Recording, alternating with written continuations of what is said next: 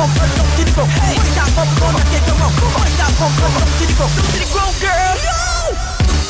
acting like a madman, get away. Acting like every day is a holiday. Whining on every bumper in front of me. Plenty drinks we consuming along the way. You better get ready.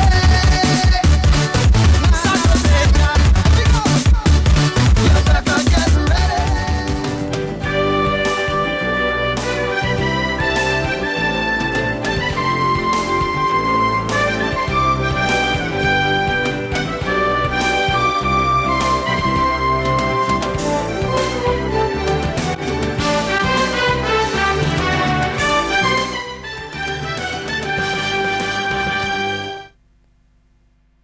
50 years of independence, 42 years of sweet, sweet crop over, with every year embracing our richness. CBC TV8, celebrating our culture, showcasing our pride. The CBC Headline News, brought to you by Digicel Barbados Fastest 4G network. The north of the island could get an airport. Piles of garbage upset a Christchurch homeowner. And in sports, Matthew Ford slams a ton as Combermere get the lead over Dighton in under-15 cricket. The CBC Headline News, brought to you by Digicel Barbados Fastest 4G network. Credible, balanced, committed. This is the CBC Evening News. Very good evening. I'm Lisa Broom. This is the CBC Evening News. In our top story tonight, serious consideration is being given for an airport to be constructed in the north of the island. That's according to Tourism Minister Richard Seeley. Speaking in Parliament this morning while leading off debate on the Civil Aviation Authority Bill, he revealed that the proposal is in the pre-feasibility stage.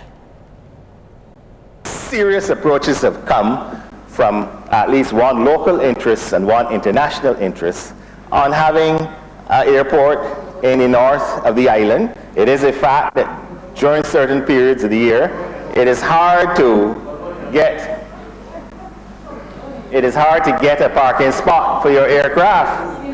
And there are people, believe it or not, who are attracted to the idea of not having to be dropped off here and then send the aircraft someplace else to park. They would love to park it at a facility here and take a drive down the west coast instead of having to come across from Grantley Adams, believe it or not. And it is something that is at the pre-feasibility stage.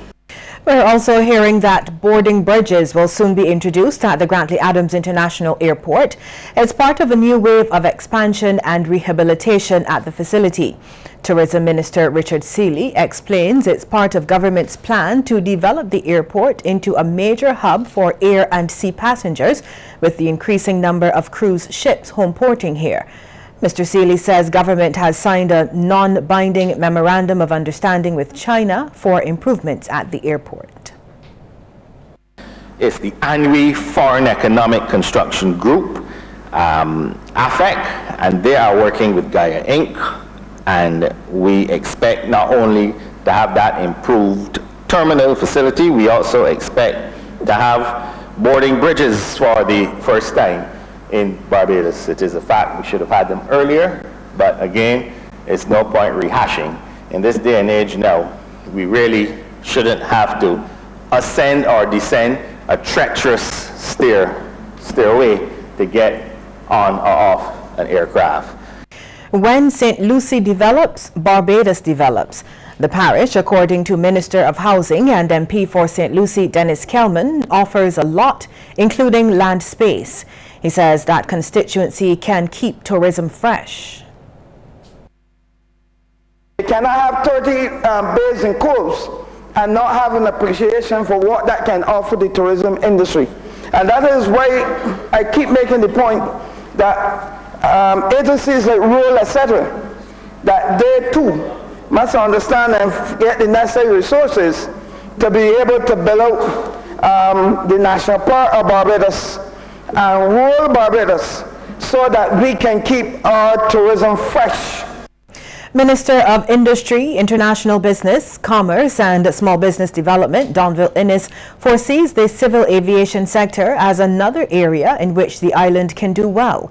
He says there is no reason why the country cannot aspire to become the civil aviation hub of the Eastern Caribbean or the Caribbean as a whole. Mr. Innes, however, notes there is a difference between civil aviation and tourism. Civil aviation perhaps is the overarching structure that gets the tourists here and there. But it's not the be-all and end-all of what we're talking about. Tourism is a product, or perhaps a byproduct, of a vibrant, well-regulated, adequately financed, and properly staffed civil aviation industry on a global level. And Barbados is not shying away from its responsibility and continue along that train. We are satisfied that as a nation, we can do better in this area. Opposition St. Michael North MP Ronald Toppin wants to know why it's taking so long for the airport to achieve Category 1 status. He says Suriname is ahead of Barbados, noting achieving that status is important. I would hope that we will soon be able to hear not that we will or that we are working towards acquiring the Category 1 status as we heard in 2008, but that we would hear that we have, Mr. Speaker, acquired Category 1 status. Member of Parliament for St. Michael Southeast, Santia Bradshaw, says air transport remains a worry in the Caribbean. In her contribution to the debate, Ms. Bradshaw said there needs to be discussion on public transportation and its linkages with civil aviation. We have to become more aware that people are making and planning from early on in terms of their travel arrangements, deciding when they get to a destination, what method of transportation they're going to be utilizing. If they're going to be having a tour operator pick them up, somebody from the hotel, or if they themselves want to make their way to their particular accommodation. I think a serious discussion needs to be had with the Ministry of Public Transport and Works as it relates to linkages between the public transportation system and certainly the scheduling of the airlines. In other news now, the call by the Barbados Union of Teachers for a meeting with Minister of Education Ronald Jones has been answered. The two sides have met to address a number of areas of concern. That meeting was held last evening at the auditorium of the Samuel Jackman Prescott Polytechnic in Wildy. President of the BUT, Pedro Shepherd, described the talks as successful and cordial. Items were basically looking at indiscipline in schools, violence in schools, cell phone policy, corporal punishment, security in schools, health and safety in schools, assessment in schools in terms of the Barbados Secondary Schools Examination, the CT, SLC, CSET, KIL, etc. It is the view of the Barbados of Teachers that the meeting, though it was not well attended by our shop stewards, and I believe that was as a result of the timing of the meeting coming towards the end of the term when teachers were engaged in a lot of end-of-term activities and so on. However, we were able to discuss quite a number of things at that meeting. The matter of the docking of pay of teachers who attended meetings called by the BUT, however, was not a topic up for discussion. Mr. Shepherd says the matter of a strike fund is one which the union may have to relook. The two sides are likely to meet again for further talks. There is some effort by both sides, I would think, to have a follow-up meeting because we were not able, because of the time, to conclude the agenda. The meeting started around 4:30, and we had to suspend the agenda around 6:30 minutes to 7. So we did have quite a bit of time, but the issues were fairly lengthy, and so we could not conclude the agenda. But there is an effort to have a follow-up meeting to conclude the agenda and then look to see how best we could improve on the relationship between the Ministry of Education and the Barbados teachers going forward. We'll have more news after this break. Stay with us.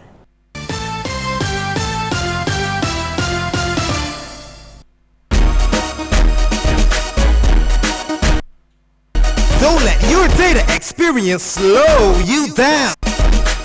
Step up to Digicel, Barbados' fastest 4G network. More than twice as fast as the slow network. Get more with Digicel.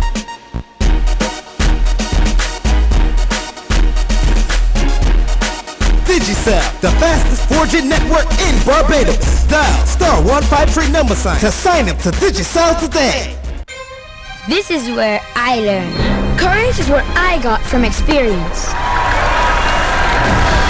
With hard work, there are no walls between me and my dreams.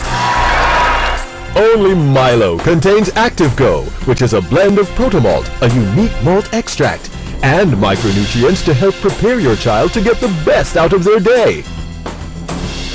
Thanks, Mom. Now I am ready. Milo, energy food drink of champions. Distributed by MASSY Distribution.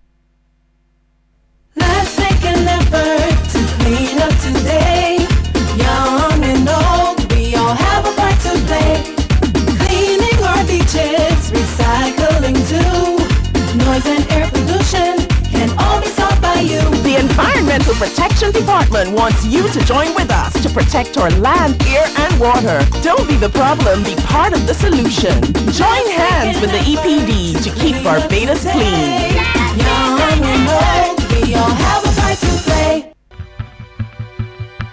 Phenomenal Friday. 3 big shows. 1 night. 40 big performances. Friday, July 1st. Kensington Oval will never be the same.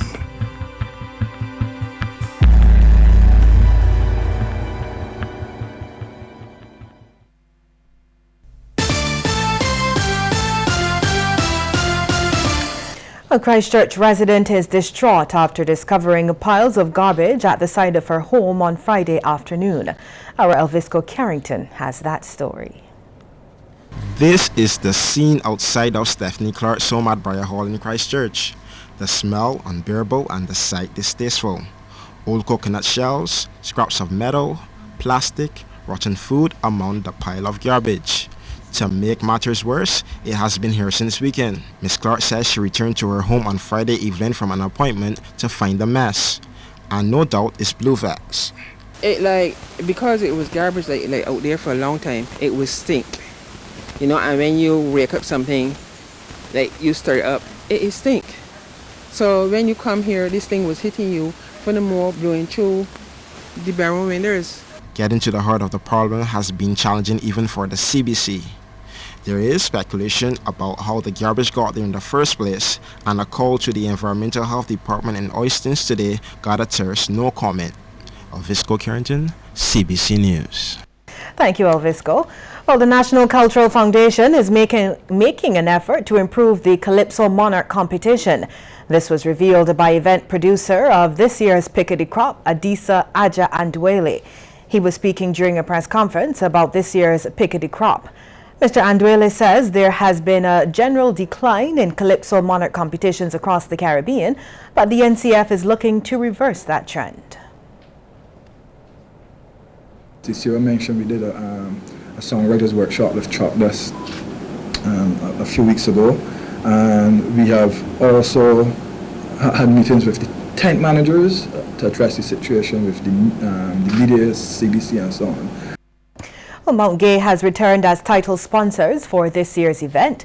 Brand manager Terry Vaughan says the company feels this year is the right year to come back in that capacity. We all know it's a truly momentous year. We're celebrating 50 years of independence for our little island. With that comes strength and passion, all elements that can be heard in the music that has come year after year from all the contestants in the competition. So with Mount Gay back on board and the excellent job the NCF does in putting on the finals for our enjoyment, we know it will not only be a fantastic show, but one we can toast to in fine Bajan style.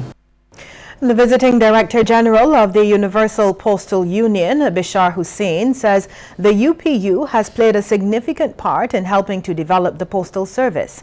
The UPU has worked closely with a number of postal organizations in the region, along with the Caribbean Postal Union, to deliver technical assistance. Mr. Hussein is in Barbados attending the 19th Caribbean Postal Union Conference, which got underway yesterday.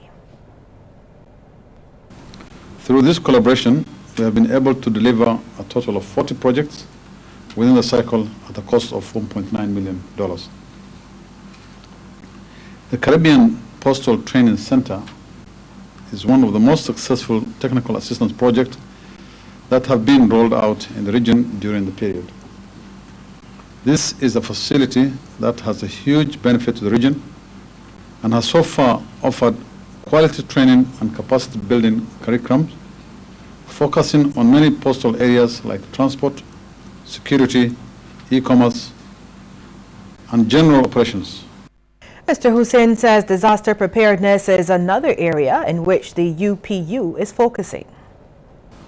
We believe this is crucial intervention that assures continuity of business after disruption by any form of disaster, especially for island countries that are more prone to hazards caused by environmental changes. Still to come, a look at some of the stories making headlines across the region.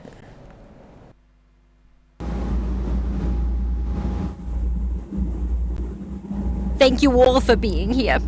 Rocco was an amazing husband, father, and microorganism. We met on E. coli Harmony 3 flu seasons ago. Our love went viral. His death was quite a shock.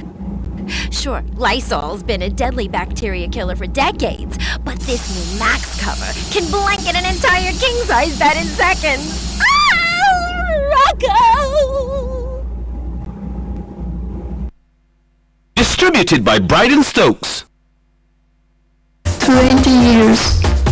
But every day, when he comes, he said, "Whip, whip, whip."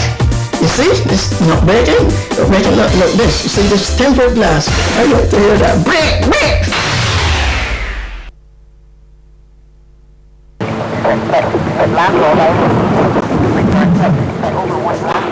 Stock up on canned and dry food, batteries, torches and tape. Update your medicine kit, have a 2-week supply of water, and know your hurricane shelter.